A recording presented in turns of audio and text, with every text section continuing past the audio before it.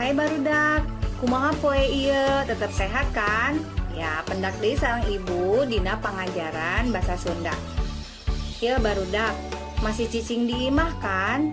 Ingetnya, ulah kamana heula nepi ka aya parentah ti pamarentah iraha hidup bisa indit ka sakola deui. Ieu barudak, lamun engke hidup geus bisa ka mamana deui, pasti hidup leuwih resep.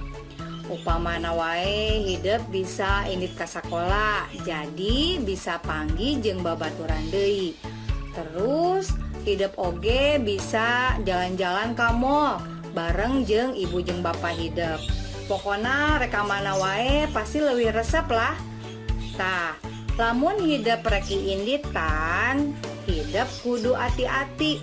Rek hidup indit jeung kulawarga, ulin jeung babaturan, atau engke misalnya hidup indit jeung ibu bapak guru, hidup kudu hati-hati di mana wae.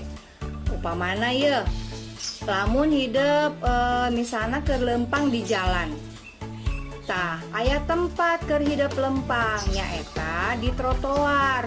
Hidup ulah lempang di mana wae engke bisa katabrak. Terus lamun misalnya hidup naik sepeda, numpak sepeda, numpak motor, atau numpak mobil bareng jeung kulawarga.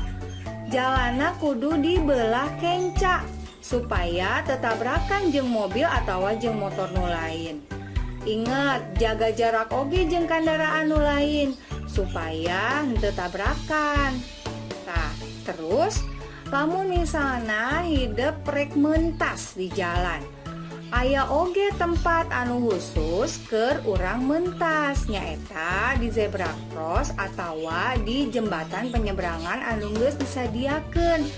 Ulah asal wae, ulah di mana wae hidup mentas supaya hidup jadi aman.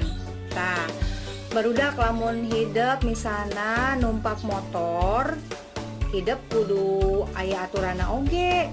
Misalnya hidup make jaket ya supaya teu asup angin. Terus anu paling utama hidup kudu make helm supaya sirah urang aman. Ulah sabab sieun ku polisi, tapi urang kudu ngajaga keamanan urang. Tah barudak, sakali deui hayu urang ngajaga kasalametan diri urang sorangan di jalan.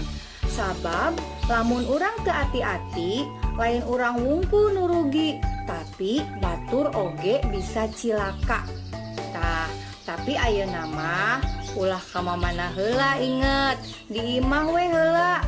Urang diajar di imah, terus ngobrol di imah bareng jeung kulawarga. Sabab lamun ayeuna urang iinditan, tah pasti bakal teu aman. Urang bisa nularkeun panyakit atau urang bisa katularan panyakit.